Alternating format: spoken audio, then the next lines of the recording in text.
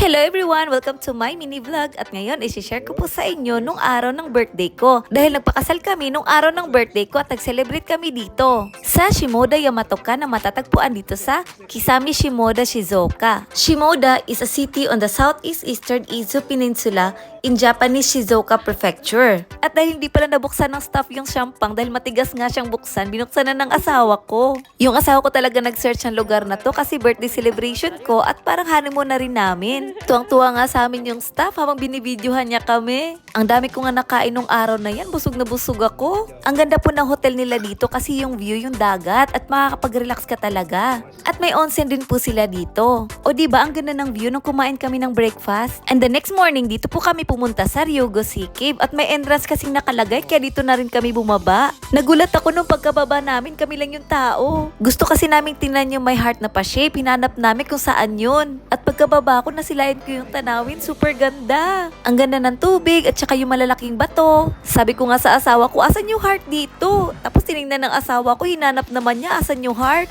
Kasi nga, nung pagka-out namin sa hotel, nagtanong yung asawa ko sa staff kung saan yung magandang puntahan dito sa may Shimoda, Shizuoka. Yung asawa ko kasi, mahilig kasi yan magtanong. Tapos sabi naman nila dito daw banda kasi may makikita ka daw heart. Kasi famous daw to dito. Alam nyo ba, maraming galaan talaga dito banda sa Shizuoka. Kung taga rito lang ako, lagi talaga ako maggagala. January pala kami gumala nung araw na yan kaya medyo malamig kaya nakajamba po ako. Sabi ng asawa ko dapat sa taas daw kami titingin kasi makikita daw yung heart pag nasa taas ka. Kaya ayan naglakad na naman kami. At dito pala sa gilid, dito pala namin makikita yung my heart. Dito po ito sa Ryogo Sea Cave pero sa kabila po yung daan niya. At ayan lakad na naman kami paakyat para kami nag-hiking ng asawa ko. Buti na lang maganda yung panahon nung araw na gumala kami. Tapos nung nakita ko naman yung daan, paakyat na naman siya. At pumunta pala ako dito sa may left side kasi may nakita nga akong hagdan papunta dito. At tinignan ko yung baba kung makikita ko ba yung heart.